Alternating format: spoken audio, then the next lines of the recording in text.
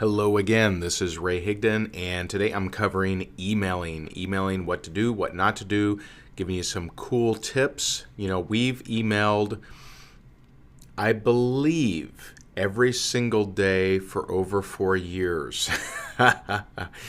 It's something that my audience is used to, and I'm not saying that you have to email every day. I'm just saying we do. And the clients that I've had email every day have increased their revenue. So I'm just throwing it out there. I do know some people that email multiple times a day. To me, that's a little much. That's just me. But I also know some guys that email multiple times a day that make a lot of money. So who am I to say that's too much? Now, I will tell you, if you go the route of emailing every day, you will have people reach out to you and say, dude, you email too much. I'm out of here. And that's okay. One thing that I heard a couple months ago, I heard it from a marketer, I thought it was really cool, was go where you're celebrated, not where you're tolerated. My audience loves my daily emails. In fact, if I email out late, I'll have people emailing me and saying, dude, are you sending an email today? Did you forget? I mean, that's pretty cool, right? When your audience is saying, hey, could you pretty please send me some marketing? Pretty neat. So let's dive into it. All right. So people ask me all the time, they're like, well, Ray, how many of my emails should be value-based? How many should be just straight pitches? My answer is all of them. All of them should be value-based. Don't just promote anything and everything, and know the offer. So does that mean we never offer something? We always offer. I don't want to say always, but a lot of times we're leading people to something that will increase the chances that they buy something. But we're always helping out and we're always providing value to those who don't buy. And my opinion is the right people are going to buy. The right people are going to invest in themselves. The wrong people never will. And you can certainly push them to get off your list if they're not buying. Not my style. You know why? Because those people that don't buy, they very well could easily share your blog post or share your video or share your content with someone who does. And I've seen it over and over and over and over, where someone's on my list, never bought a thing, but they told someone about my list and they got on and bought all kinds of stuff. I've had coaching clients come from those kind of examples of someone who never invested in coaching but told their friends and had 4 or 5 of their friends join in my high-end coaching club. So that happens. Now, if someone's downright rude, I boot them off the list. One thing you need to understand is there's more of them than there are of you. If you are a teacher, if you are someone providing value, you're the minority. They need you more than you need them. There are more people that you can get on your list than there are people that will provide good value to a list. So just remember that. You will get some hate mail from time to time. You will get some nasty comments. You will get people, if you go the route that I do and email every day, you'll get people say, like today even, I had a guy say, I've never gotten off a list so fast. You email every day. And I'm like, cool, man. I understand. Wish the best of luck to you. That was my answer. I don't get upset, because I have tens of thousands of people that love my daily emails. Why would I get upset at one dude? It's not a big deal. Let's keep moving. Understand that your list might be slightly different to who sees your post online. This is a realization I actually didn't have my first few years. I thought, only the people on my email list are seeing my blog. That's not the case. I checked my stats and I'm like, whoa, I have way more people hitting my blog than are actually on my list. What's the deal with that? And I found that there are just some people that they subscribe to your RSS feed or they check your website from time to time, whatever. You should always work on persuading them to get on your list, but just remember, not everyone is that you email to, or not everyone that sees your content online is also going to receive your emails. And that way of thinking will help you out in your marketing. So always have a call to action, always have a PS line, Always have a prominent giveaway that you're trying to get people to grab and exchange their information for, always. Because like I said in so many videos in this course, building your list, building your audience is so, so critical. Now, I'm gonna have some gurus mad at me. I'm friends with many of the gurus out there. Don't do the guru thing. All right. What's the guru thing? The guru thing, you'll recognize it as soon as I say it. But the guru thing is their list never hears from them unless they have a launch coming. So they'll get the, hey, we got 3 videos coming out to you soon. And whammo, day 4, we got the launch, right? And I'm not saying to not launch that way. We launch that way. I mean, I always launch that way. I have not always, but usually I'll have a 3 video series and lead them into the product launch. But the difference is I email my list every day. And most of the times I'm emailing them something that takes them to a piece of content that teaches them something, whether they buy or not. Huge difference between the way that I do my email marketing versus most gurus. Most gurus, you'll hear from them during the product launch every day or multiple times a day, and then poof, they're gone. Are they spending their money? Are they in Tijuana? What are they doing? Who knows? But they're not emailing you, that's for sure. And you just ask yourself, how often does your target market need your help? And hopefully you said daily. So don't just wait for your next launch to email them. Email them often. You may not go the route of emailing them daily. And some audiences, I would argue, probably may not need to be emailed daily. But here's what I know. Anyone I've ever had go from emailing a couple times a week to emailing every day, their revenue, their traffic, their leads, all increased across the board. Now, all of them did lose a few people. There are some people that just said, hey, no more, and jumped off. So I'm not going to say, if you're emailing your list once a week right now and you go to daily, you're going to lose some people out of that. But you need to look at what pays the bills. Is it people on your list that are, happy getting one a week, or is it people on your list that are buying things?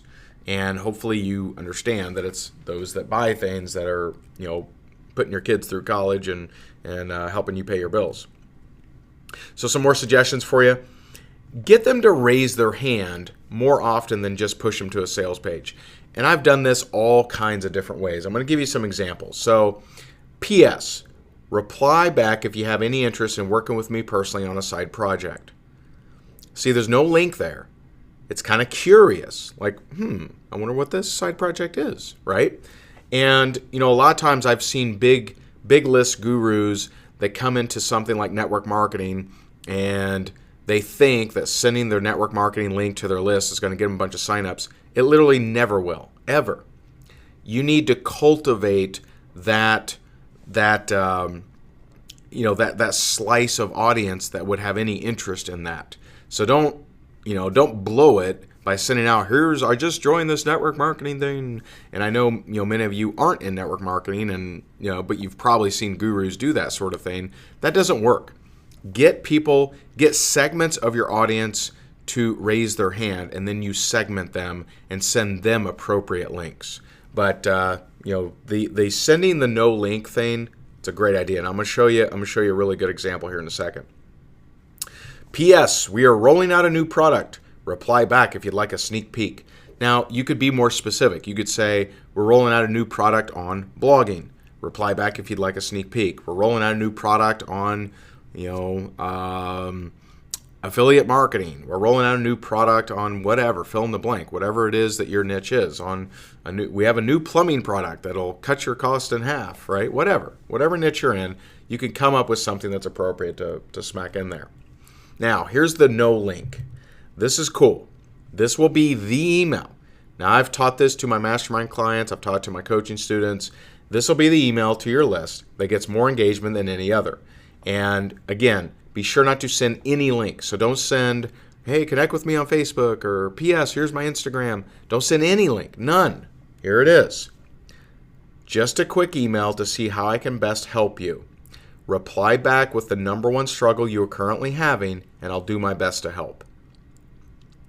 I'm telling you, if you have a big list, be prepared. Like, I actually won't send that to my entire list. unless I really have some time on my hands. I mean, it'll make me a lot of money. It would make me probably tens of thousands of dollars, maybe even $100,000. But I literally would have to schedule my time to send that kind of email. That's how just unbelievable that email is. And every single person I've ever had send it to their list, they said, holy cow, I've never had that many engagements. I had people telling me they got 500 responses. I mean, it's crazy because people want to share their problems. And I even had one of our coaching clients, Drew Berman, he got three $3,000 clients from that email. And I mean, he's building his list, but it's not a 100,000 person list. It's a pretty moderate, reasonable list. $9,000 email. Nothing wrong with that. Don't give too many options. I see a lot of marketers that are into a lot of things, and they're given 50 different options. Now, one exception might be, actually, you know what? I don't know that there is an exception. One of my clients is a snack company, and they have snack subscriptions. They have you can buy them individually. Even in that case, they have 50 products. I would never send an email with all 50 products as links. Send an email with 3 or 4. I don't know that I would ever, in that kind of scenario, send more than 3 or 4. But I'm a huge fan. 1 or 2 things. I typically, and I would say 98% of my emails, I have one main link in the main body of my email, and then I have a link in the PS. That's typically what I do. Sometimes I don't even have a PS and there's only one link. I'm a big fan of that. Don't give too many options. And truth is, too many options, they may not click any of them. So here's some cool image tricks that we've done over the years. And you can get real creative with any of them, really. So this is an image. It looks like a survey, but it's an image. And you could actually I just picked a random one here. You could go to surveymonkey.com and create an actual survey that has any kind of question with any kind of option on it, and do a little screenshot of that section. Insert that image into your actual email to go out and say, hey guys, take this quick survey, and have it be a clickable link to go to your blog post or go to, wherever you want to take them. And make sure it's congruent. You don't want to have a survey link and then they click there and it's a big sales page with no mention of a survey, right? But it's really, just looking at this thing, don't you want to click it? You know what I mean? Don't you want to click and say, no, it's, I prefer not to say, or that's not the appropriate age, right? You kind of want to click it. And if you do it in SurveyMonkey, you can actually do it where there is no option selected. And, then it's really enticing, right? Because there's no option. I want to fill in a hole, don't I? And so you can have a lot of fun with this. Next, you can embed an image that looks like a video image. And, there's different companies out there that do, video email and things like that. Well, all you do is you embed this little image. It looks like it's a video, and just make it a clickable image. When they click it, take them to the video or take them to the blog post with the video. Very, very simple, and will increase your clicks. This will also increase your clicks. So I just randomly, a couple days ago, I posted this, and, I just took this little screenshot. Well, people are used to engaging on social media. So if you put this type of image in your email, people will actually click the like button. Make sure it's a clickable image. Make sure when they click it, it goes to your Facebook or goes to, wherever maybe you have this image on your actual blog post. Then it looks congruent. My point here that I've said all 3 times is make sure when you're using an image, it is a little bit of trickery, but it will increase your clicks. Just make sure it's congruent. So again, I wouldn't have them click this and then go to a sales page with no mention of this image or Facebook, right? Then they'll say, wait a minute, he tricked me. You don't want to do that, right? So don't be tricking your audience, although you are kind of tricking them a little bit, okay? But take them to something congruent. Take them to something that makes sense that you use that image. So don't abuse this. This could be abused if you use it the wrong way, but I have faith in you that you'll use it the right way. So people ask me, what about follow-up campaigns? Ray, how many follow-ups did you write out? And for those that may not know, follow-up campaigns are when you write emails that are automatically scheduled based on activity. So I know some people that if you enter your information on their website, they've already pre-written 3 months worth of emails. You're going to be getting 3 months worth of emails that were pre-written, unless you opt out, right? So here's my thoughts on follow-up campaigns. For individual funnels, sure, why not? So we have different funnels for different things. We have things for our travel club. We have things for our some of our sales products. We have different funnels for different things, and there are follow-up campaigns written for those particular things. However, for your main list, like for me, my main list is rayhigdon.com. I create fresh content. So how would that work if I've written a whole bunch of follow-up campaigns, but I also write fresh content every day? Well, your list wants fresh content. So does Google, by the way.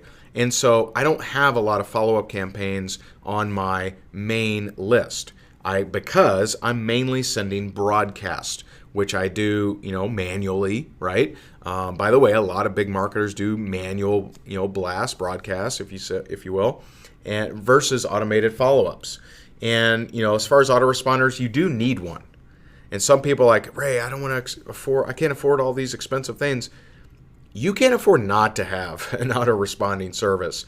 And if you're under $10,000 a month in info marketing or sales on your website, either one of these will do. rayhigdon.com/getresponse or rayhigdon.com/aweber. Either one of those.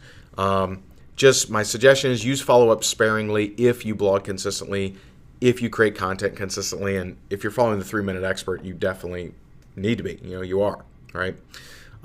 So as far as links, it's typically best to make either an image like I showed you before or your actual text. So something like click here, and you highlight that in your autoresponder and you make it a clickable text, right? You make it clickable text versus just having http:// It's typically better to have it as click here or watch here or see it here or something like that.